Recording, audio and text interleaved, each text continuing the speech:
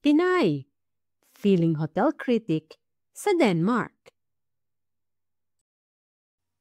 Random review lang ito base sa aming karanasan mula sa pakikitungo ng mga personnel, paggamit sa mga amenities at facilities ng hotel, at sa pricing ng room, food, and drinks. Sa picture pa lang ng hotel ay siguradong mai-inlove ka na.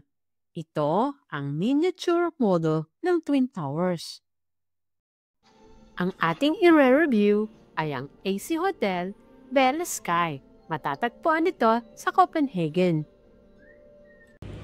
Sa kagustuhan namin na makita ang loob ng dalawang tulay na nagdudugtong ng dalawang towers, ay ito agad ang pinuntahan namin. Ganito ang itsura sa loob.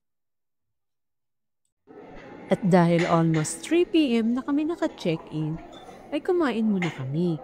Umorder ako ng chicken wings. Ito ang aking paborito, ang minarinate na pakpak ng manok.